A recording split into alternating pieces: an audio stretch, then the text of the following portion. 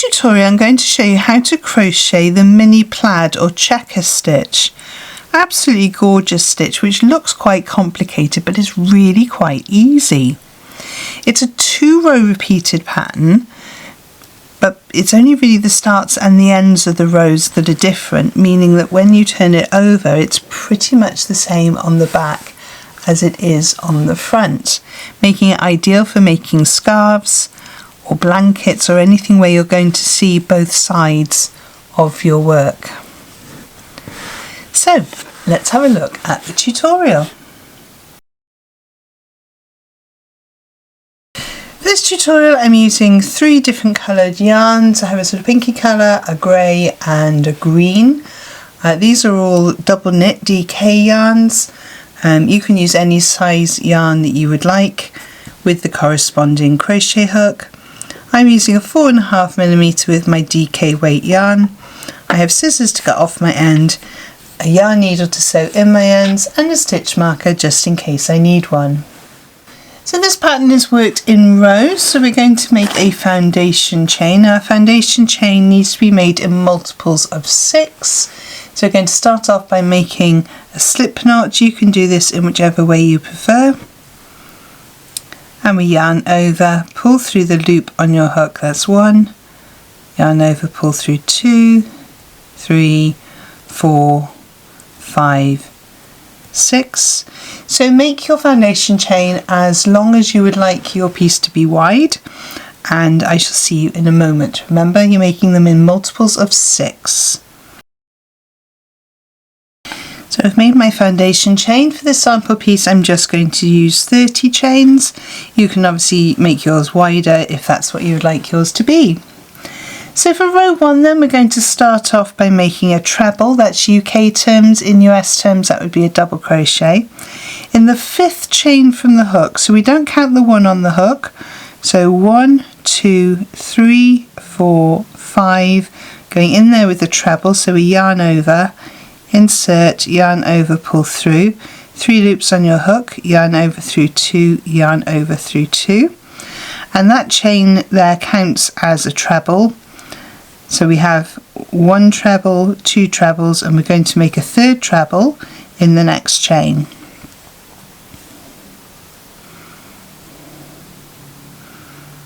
Then go to chain 3, 1, 2, 3. And that 3 chain is going to carry us over the next 3 chains that we're going to skip from our foundation chain. So 1, 2, 3, and in the next stitch we're going to do a treble and a treble in the next chain and a treble in the next chain. Chain 3, 1, 2, 3, skip 3, 1, 2, 3, crochet 3 trebles. 1, 2, and 3. Do that one again.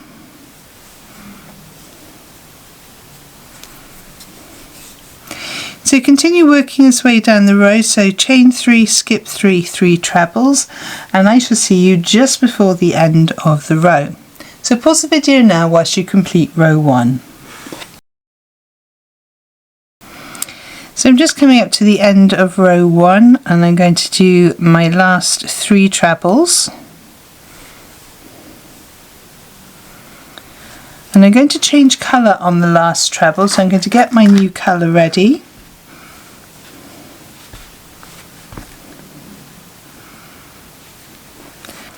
So I'm going to start my treble as normal, so I yarn over, insert, yarn over, pull up a loop, yarn over, pull through 2, drop the grey yarn, pick up the pink yarn and pull through the 2 loops on your hook, and that should just close up that stitch and you've got your new colour ready for your new row. So for row 2 then we're going to chain 4. So 1, 2, 3, 4, and that chain 4 counts as a chain plus a treble. We're going to skip the 3 trebles from the previous row. So that 3 chain is going to, the 1 chain gives us height and the 3 chain carries us over the trebles. And we're now going to work 3 trebles into the foundation chain. So over this chain space here and into the 3 skipped chains from the foundation row. So yarn over, insert into the first chain, come at the back, yarn over and pull through. Pull up that loop, remembering you don't want to keep it too tight, and complete your treble. Then we're going to go into the second chain, which is here. So into the chain, through the back, pull up your loop and complete your treble, and then into the third skipped chain.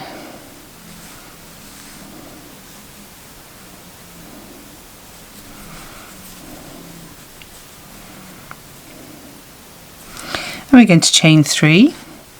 1, 2, 3. That 3 chain is going to carry us across the trebles from the previous row, and we're going to repeat the 3 trebles into the foundation chain,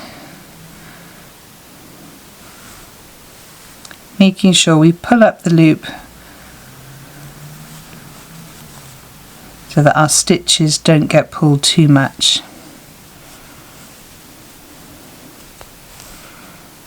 And into the last one.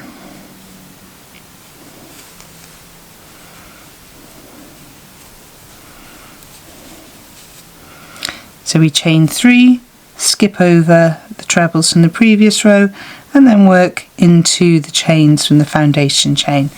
So continue that way all the way down the row until you get to just before the end, and I shall show you what to do at the end of the row. So pause the video now. So just with my last 3 trebles, I need to chain 3, 1, 2, 3, and my last stitch is going to be a slip stitch. So I'm just going to drop my pink yarn, pick up the green, and I'm going to insert into the top of that 3 chain, make sure my yarn is over, bring it through the grey and through the pink one, and then we can just tighten up our stitch. So we're finishing on a slip stitch. Row 3 then, we're going to chain 3, 1, 2, 3, and turn our work. That 3 chain counts as a treble, so if we imagine these 3 trebles here, that one already counts, so we're going to work into the tops of these trebles here over the chains.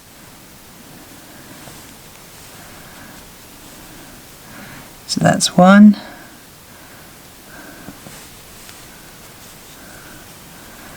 and 2. Chain 3, skip over the 3 trebles here, and then work into the top of the 3 grey trebles in that chain space, making sure you go through both parts of the stitch, and that just closes up that gap nicely and gives you that nice little checkered effect.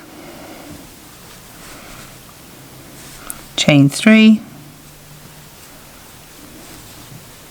skip the trebles and work into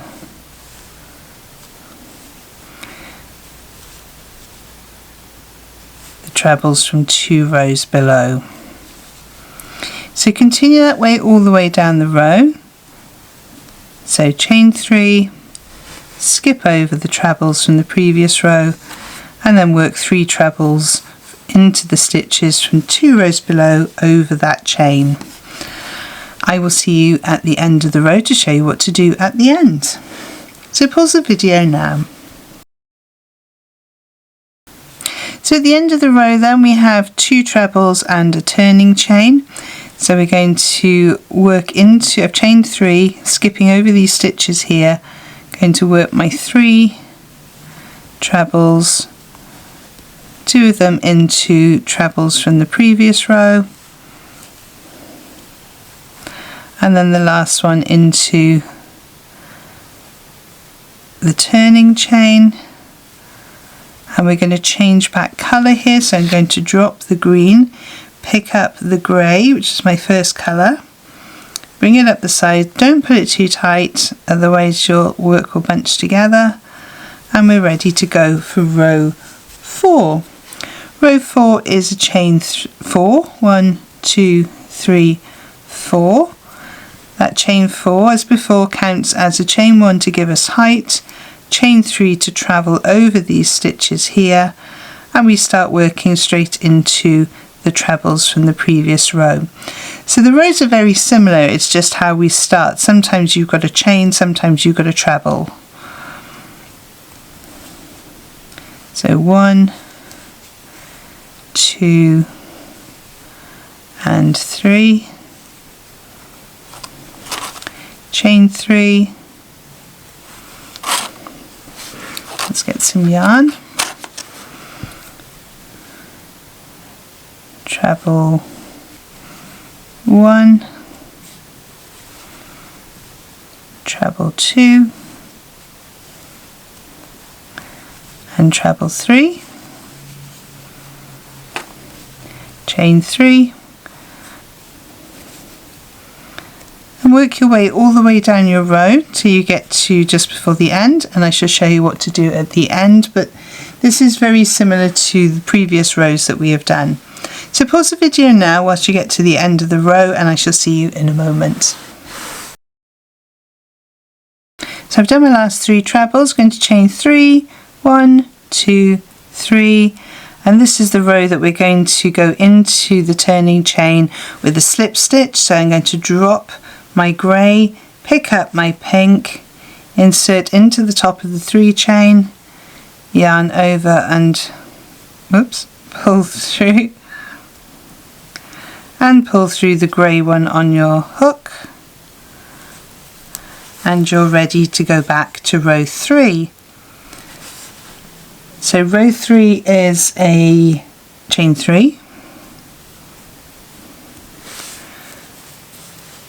and this is where we have the chains. So as I said before, your row either starts with trebles or it starts with chains. If it starts with chains, you chain 3 and then do 2 trebles. If it starts with trebles, you chain 4 and carry your work over the trebles until you get to the chain space, and then you do your trebles into 2 rows below. So for this one then we're working in the 2 rows below straight away, so that counts. So we're working into these 2 trebles over that chain. That's 1 and 2, then we chain 3, or we try to, travel over the grey, and then we get to the chain space. So you repeat rows 3 and 4 until you get to the length of the work you like, and I shall see you in a moment. So I've made up a few more rows, and I've decided I want to do my final row. If you don't put a finishing row in, you will end up with these 3 chain spaces, which could get caught if it was on a blanket or something. I've decided to finish on the same colour as I started with. So it doesn't really matter which row you finish on. I happen to have finished on a row 3, therefore I would have done 4 chains, which would carry me across the trebles, and I would start working into the pink row. So what I'm going to do is chain 2 and turn my work. That chain 2 is going to count as a half treble. Then I'm going to put a half treble into the next 2 stitches, so into the 2 trebles from the previous row. Then I'm going to go into the trebles as normal with a treble. Remember, I'm talking UK terms here. When I say treble, that's a double in US. When I say half treble, that's a half double in US.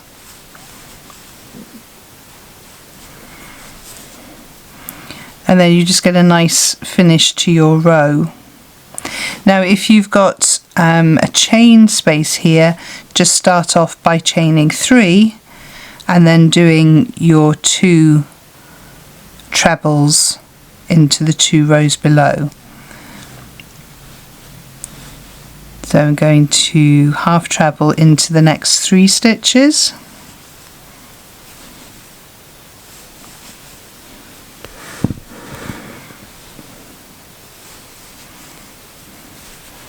And then I'm going to do my trebles into the pink row. No, trebles, not half trebles, Karen, come on. Start it again. That's 1 treble, 2 trebles, and 3 trebles.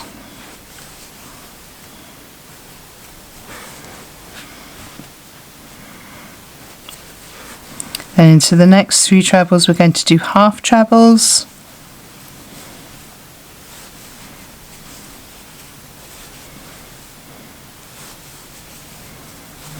and then into that chain space we're going to do our 3 trebles.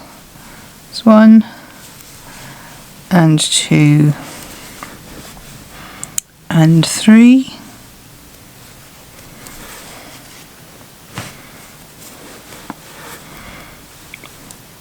Three half trebles,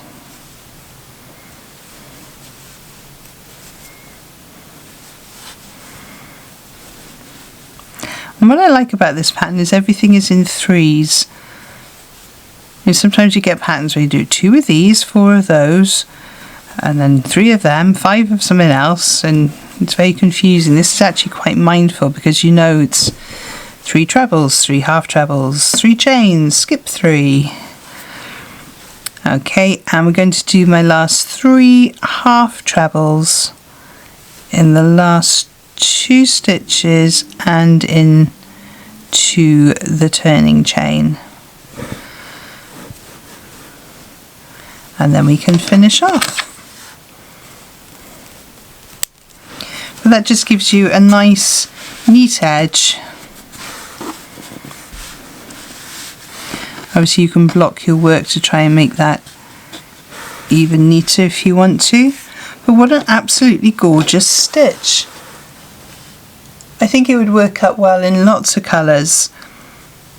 You could go with sort of traditional sort of red, grey and black. That would look quite nice if you wanted to make a scarf for a gentleman.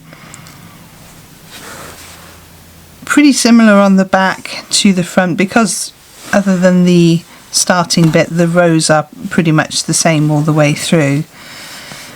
And for a stitch that looks really complicated, it's actually quite simple.